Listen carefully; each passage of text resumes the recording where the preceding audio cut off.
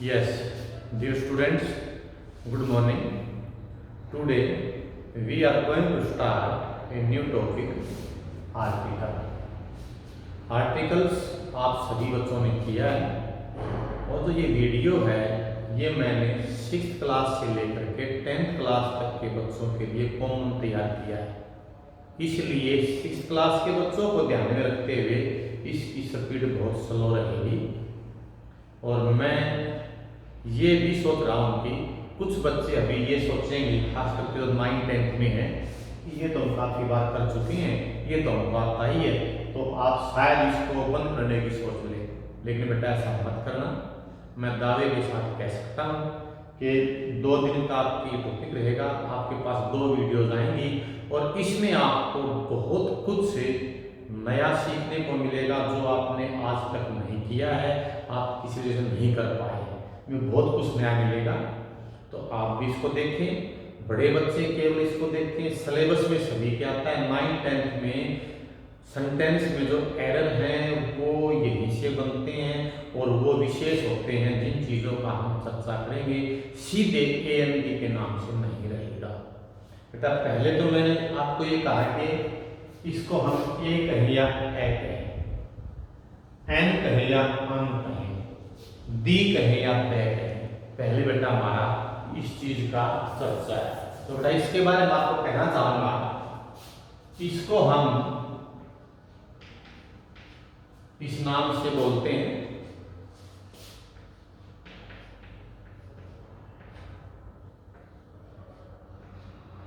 इसका 2 नाम है, द और दी, इसके 2 नाम है। पहले मैं इसका चर्चा करता हूं। इसको हम ग्रामर के अंदर दी भी बोलते हैं और द भी बोलते हैं। ये डिपेंड इस पे है कि जैसे यहां इसके बाद में कॉन्सोनेंट या वोवल साउंड है, कॉन्सोनेंट और वोवल साउंड है। बेटा आर्टिकल के बारे में सबसे पहले मुझे आपको क्लियर ये करना पड़ेगा कि कॉन्सोनेंट और वोवल का क्या मतलब डिफरेंस है। बेटा वोवल्स आपके 5 होते हैं, A, E, I, O, U। 26 alphabets are there in your English. Out of those 26, 5 are vowels and remaining 21 are consonants। अब इसको केवल आप ये मत सोचे कि वोवल है तो एन आ जाएगा, ये है तो वो आ जाएगा, ऐसा मत बोलो। साथ में साउंड का यूज करो। बेटा यही बात सही समझनी है, साथ में साउंड का यूज करेंगे। इसके बाद मैं बताऊंगा कि हमें इसको ए कहूँ या ए कहूँ, इन दोनों में से क्या कहूँ, दोनों सही हैं। अमूमन आप इसको बोलते हैं, लेकिन यदि अपनी बात के ऊपर उस नाउन के ऊपर स्ट्रेस किया जाता है तो हम उसको ए बोलेंगे, अदरवाइज ए करेंगे। इसी प्रकार एन और दोनों, और in the form of article, कहीं आपको ये कह दें, कोई दूसरे भी कह दें, टीचर्स भी कह दें कि बेटा ऐसे ये तो ए होता, आप इसको ए क्यों बोलते हैं, तो then what should be your answer. आप कह सकते हैं सर हमें पता है ये ए है, ये एन है, ये द और दिस दोनों होता है, लेकिन आर्टिकल में क्योंकि हम आर्टिकल को फिलअप कर रहे हैं, इसका मतलब हमने वहाँ पे स्ट्रेस को रखना है। तो इन दैट फॉर्म हम इसको ए कहेंगे, इसको हम एन कहेंगे और इसको हम डी ही कहेंगे, जबकि इसके भी दोनों फॉर्म हैं। जो यदि इसके बाद कोई कॉन्सोनेंट की साउंड है तो हम डी बोलते हैं, वावल साउंड है तो उसको द बोलते हैं। ठीक है बेटा। अब साउंड का मतलब क्या है, मैं आपको बिल्कुल बेसिक पे आकर के समझाऊं। बेटा साउंड का मतलब ये है कि हमने हिंदी के ए, आ, छोटी ई यहां से लेते हुए अंग, ये आपके जो 11 हैं, इनको हम स्वर बोलते हैं और स्वर को मैं वोवल बोलता हूं। साउंड से जो भी इंग्लिश का वर्ड लिख दिया उसमें हमको साउंड चाहिए। दूसरा व्यंजन,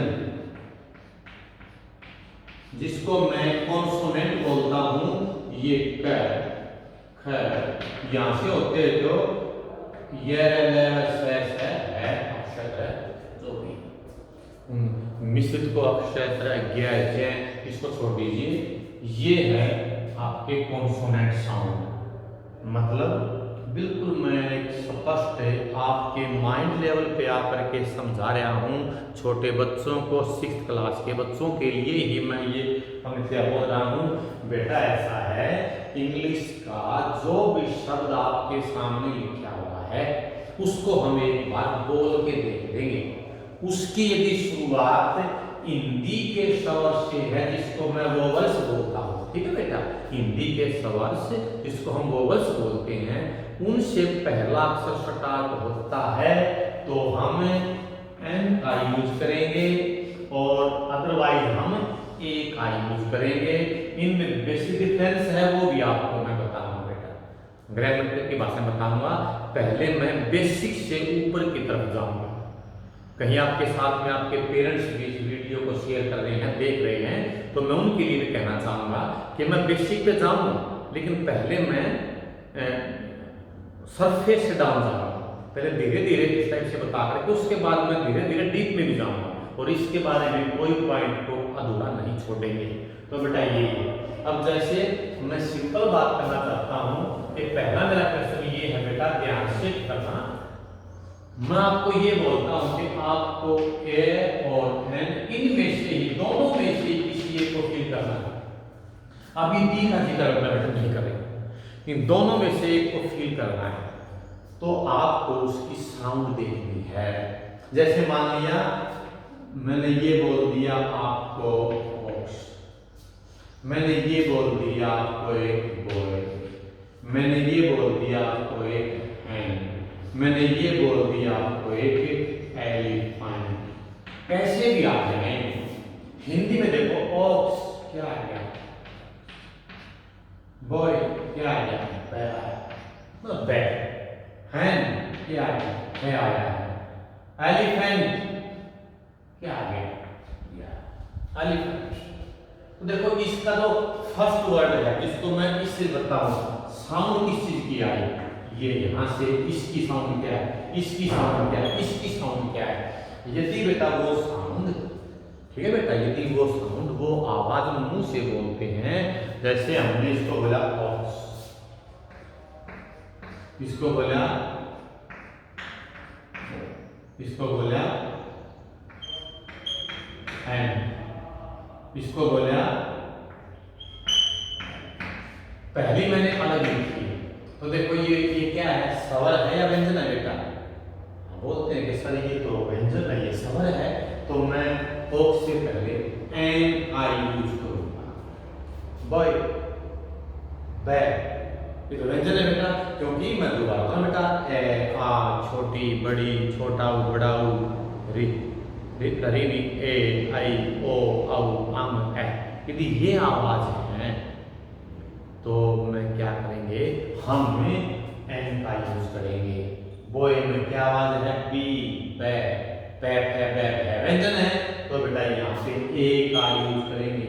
हैन है हल, आपको पता, आप सीखे बेटा, है हल व्यंजन है, तो बताना बेटा, ऐसे लेकर के अंग ए तक तो स्वर है, ये आपको पूरा पता है। बाकी जो व्यंजन है वो क, ख, ग, घ, ड़, च, छ यहाँ से होते हुए ए तक है। कैसे लेकर के है तक की जो आवाज बनती है तो हम ए का यूज करेंगे, नहीं तो हम ऊपर वाले स्वर की आवाज से बनती है तो हम एन का यूज करेंगे। ये बेटा है, हम इसमें क्या करेंगे, ए यूज करेंगे। इसमें ए लिखेंगे तो A D, I N A D, तो क्या करेंगे, एन का यूज करेंगे। मैंने 3-4 बेटा ये वर्ड जो मेरे को नॉलेज में आए हैं वो आपको मैंने बता दिए हैं। इसके हिसाब से इनसे मिलते जुलते कुछ वर्ड ऐसे हैं कि जिनकी साउंड लिखने में हमें कुछ दिखती है, एक्चुअल में होती कुछ और है। इनके बारे में चर्चा जरूर करेंगे। उससे पहले बेटा मैं आपको ये बताना चाहूंगा, जो ये आपके आर्टिकल्स हैं ए एंड बी, इनमें डिफरेंस क्या है? एकदम से बताऊंगा आपको बेटा, ए और एन ए और ए और एन। बेटा मैंने कहा कि जब हम आर्टिकल को स्टडी कर रहे हैं तो मैं इसको एन ही बोलूंगा, ए बोलूंगा, इसको मैं एन बोलूंगा, इसको मैं डी ही बोलूंगा, क्योंकि ये एक रूल है। क्योंकि आर्टिकल्स का मतलब यही है कि हमारा पूरा ध्यान उसके ऊपर है, और जहां स्ट्रेस का प्रेशर है वहां पे हम इसको ऐसे बोलते हैं। वैसे भी दो तरह इंग्लिश है, ब्रिटिश है और अमेरिकन है, ठीक है। अब देखा बेटा ए और एन, इसका मतलब ये तो है इंडेफिनेट आर्टिकल, और जो डी है वो डेफिनेट आर्टिकल है। देखो बेटा ये मैं आपको बताना चाहूंगा, ये इंडेफिनेट आर्टिकल है, ये डेफिनेट आर्टिकल है। बेटा जैसा नाम है इंडेफिनेट, ये जो निश्चित नहीं है, मतलब अनिश्चित, और ये कहता है निश्चित। बेटा यही से पूरे आर्टिकल बने आपके। बेटा मतलब ए और एन का यूज किसी एक चीज के लिए, वन थिंग के लिए हम करते हैं, उसके लिए करते हैं जो चीज निश्चित नहीं है। जैसे बेटा मान लिया मैंने ये लिख दिया, मैं आपको एग्जांपल से समझाऊंगा। मैंने लिख दिया आयशा बॉय, तो क्या हो जाएगा आयशा ए क्यों लगाया, बी क्यों नहीं लगाया? क्योंकि अनिश्चित है, मुझे नहीं पता वो लड़का कौन है, कि मैंने एक लड़के को देखा, ठीक है ना। इस प्रकार से आई हैव काउ, अनिश्चित है, ए आ गया, यानी कि उसके बारे में स्पेसिफिकेशन नहीं दिया गया है। बेटा स्पेसिफिकेशन का मतलब है कि कोई विशेष उसके बारे में दोबारा से चर्चा नहीं की गई है, उसका निश्चित। अब इसमें आई सा ए बॉय, मैंने एक लड़का देखा, ये जिक्र बेटा बिल्कुल नहीं किया गया है कि वो लड़का कैसा है, उसको स्पेसिफिकेशन नहीं दिया गया है, वो अनिश्चित है, इसीलिए हमने ए का यूज किया। यदि एग्जामिनर इसी वाक्य को, बेटा ये मैंने साफ कर दिया है, इसी वाक्य को एग्जामिनर ये दे दे कि आई सा बॉय who was running, या who was laughing, who was dancing, who was singing, तो बेटा ये इसका स्पेसिफिकेशन दे दिया गया है। who was running, जो दौड़ रहा था, उसका स्पेसिफिकेशन दे दिया गया है, उसका वर्णन किया है, तो आयशा। देखो ये दोनों टेंस में कर चुके हैं। इस एग्जाम्पल के द्वारा बेटा आपको मैंने ये समझा गया है, जो आर्टिकल है वो डेफिनेट भी है, इंडेफिनेट है, दो इसमें बांट दिया गया है। ए और एन है ये इंडेफिनेट है, जो दा है वो, जो दी है वो क्या है, वो डेफिनेट है, उसका वर्णन कर दिया गया है। अब मैं ये कहूंगा किसी भी वन थिंग के लिए जो डेफिनेट नहीं है, अब हमारी पूरी बेटा इसकी डेफिनेशन बढ़ेगी। जो हमारे डेफिनेट नहीं है उसके लिए, वन थिंग के लिए ए या एन का हम यूज करते हैं। ए और एन का यूज कब करते हैं?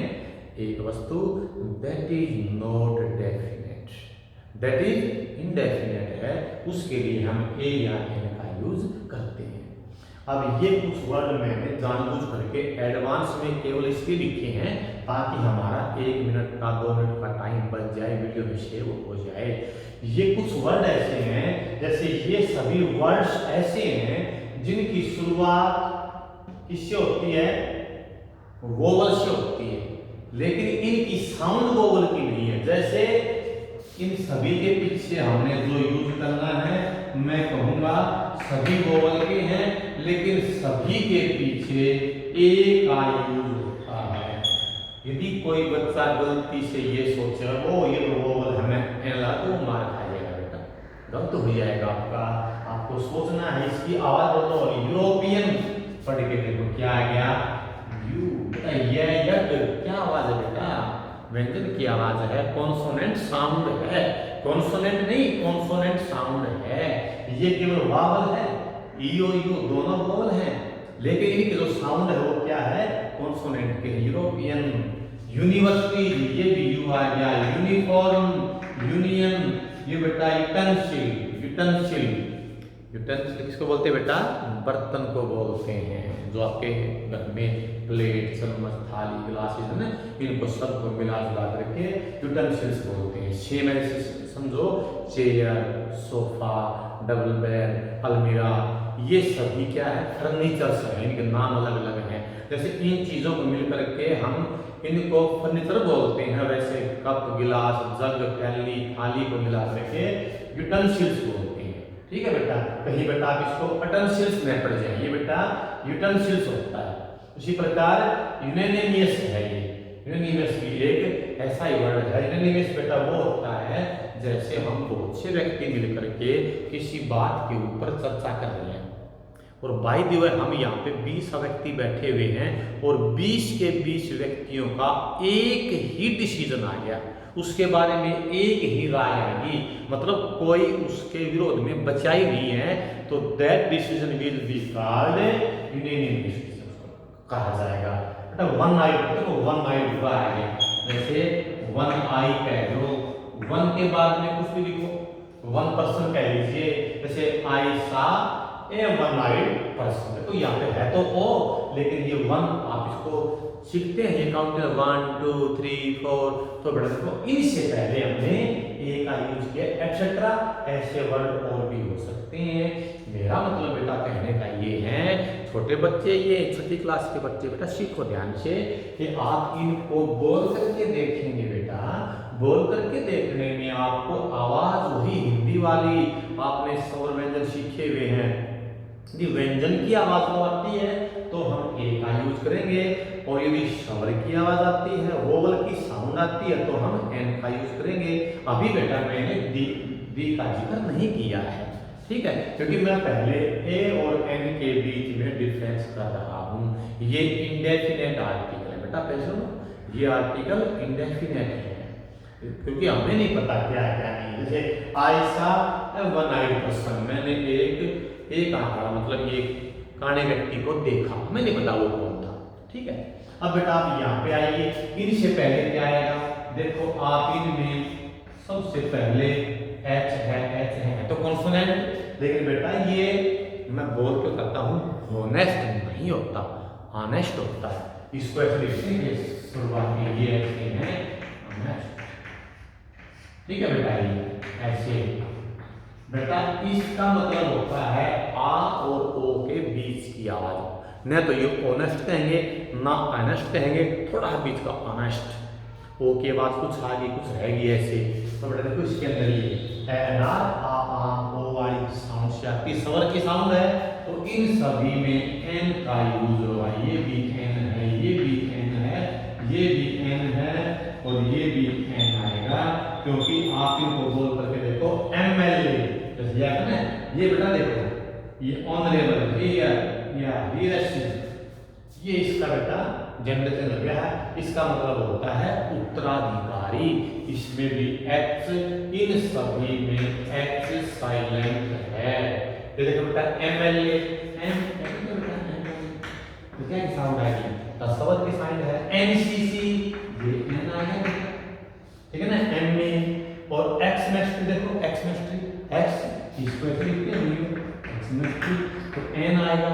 जैसे मान लिया बेटा एम में नहीं, केवल बी ए हो, ऐसे ही है, तो क्या हो गया बी, तो बतख, बेटा ये व्यंजन है, तो यदि ये बी हो जाएगा तो बेटा इससे पहले ए आएगा, इससे तो फिर ए आएगा।